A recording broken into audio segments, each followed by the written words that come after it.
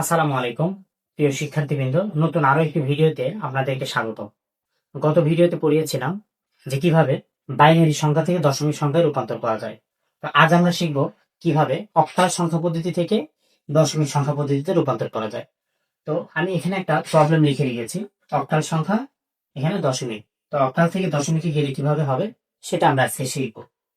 তো এটা যেহেতু রূপান্তর 2, তো গত ভিডিওতে যেরকম হয়েছে 9 নম্বর পর্বে, আজকে 10 নম্বর পর্বে সেম ক্যাটাগরিতে হবে, শুধুমাত্র বেসটা পরিবর্তন হবে। সূত্রটা কিন্তু এটাই, প্রদত্ত অঙ্ক গুণবে ঘাত। তো আমরা অঙ্কটা শুরু করি। পরীক্ষার খাতে যেভাবে করবো, অ্যান্সার যা লেখা আছে সেটা লিখতে হবে। 741.56, এটা একটি অক্টাল সংখ্যা। তো এখন যেহেতু আমরা দশমিকে যাব, এই ডেসিমেল বা দশমিক এটাতে যাওয়ার সূত্র হচ্ছে এই প্রদত্ত অঙ্ক এটা, আমরা ওই অনুযায়ী যাব। তো আমরা এখানে একটু রাফ করে নেব। সেটা কি, দশমিকের আগে যেগুলো থাকে বাম পাশে এগুলোকে আমরা নাম্বারিং করি, প্রথমটা 0, তারপর 1, তারপর 2, এভাবে বাইরে। তো যেহেতু তিনটে সংখ্যা আছে এভাবে নাম্বারিং হবে। পরবর্তীতে দশমিকের পরে কি রয়েছে, আর কিছু সংখ্যা রয়েছে, দশমিকের পরে নাম্বারিং হয় -1, -2, এইভাবে।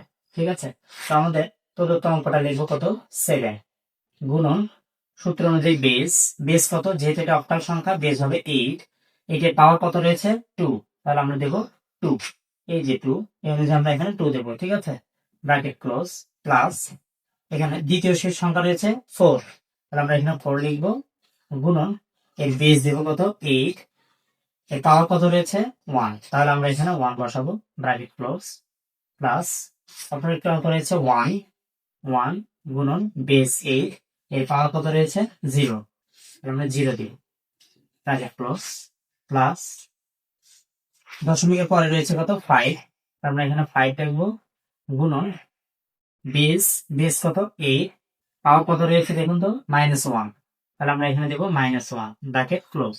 আর একটা রয়েছে প্লাস কি রয়েছে 6, 6 বসাবো, গুণন বেস 8, পাওয়ার কত -2, তাহলে আমরা এখানে -2 বসাবো। ঠিক আছে, এটা হচ্ছে বসানোর নিয়ম। এবার আমরা সলভ করব। 7 ইন্টু 8 এর পাওয়ার 8 এর উপর স্কয়ার দিলে হবে 64, 64 প্লাস 4 ইন্টু 8 এর পাওয়ার 1 দিলে হবে 8 প্লাস 1 ইন্টু 8 এর পাওয়ার 0, আমরা জানি কোনো কিছুর পাওয়ার 0 হওয়া মানে এটা উত্তর আসবে 1, তাহলে 1 হবে, প্লাস 5 ইন্টু 8 এর উপর যখন ইনভার্স থাকবে আমরা ক্যালকুলেটরে ইনভার্স দিয়েই ক্যালকুলেশন করে নেই। তাহলে 8 ইনভার্স 1 এর মান কত আসে, 8 ইনভার্স 1 এর মান আসবে হচ্ছে 0.125, তাহলে আমরা এই 8 ইনভার্স 1 ক্যালকুলেটরে এইভাবে তুললেই আমাদের অ্যান্সার চলে আসবে কত, 0.125। তারপর এখানে রয়েছে 6 ইন্টু 8 ইনভার্স 2, এটাকে আমরা ভাগ দেব 1/64, আসবে হচ্ছে 0.15625। ডাইরেক্ট ক্যালকুলেটর এইভাবে তুলবেন তাহলেই অ্যান্সার চলে আসবে। এবার এই ব্র্যাকেট এটা গুণ করবো, গুণ করলে আসবে হচ্ছে 448 প্লাস এটা গুণ করলে আসবে 32 প্লাস এটা গুণ করলে আসবে 1 প্লাস এটা 5, এটা আসবে 0.625 প্লাস এটা গুণ করলে কত আসবে দেখে নিই, চলে আসবে 0.09375।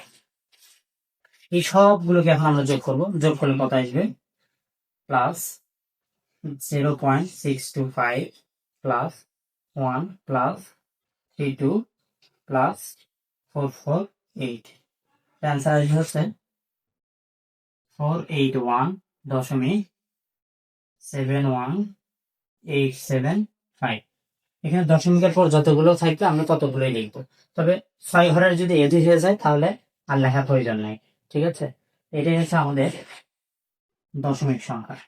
আমাদের ছিল অক্টাল সংখ্যা কোনটা, 741.56, এই অক্টাল সংখ্যার এটাই হচ্ছে দশমিক। অক্টাল থেকে এইভাবে আমরা দশমিকে রূপান্তর করছি।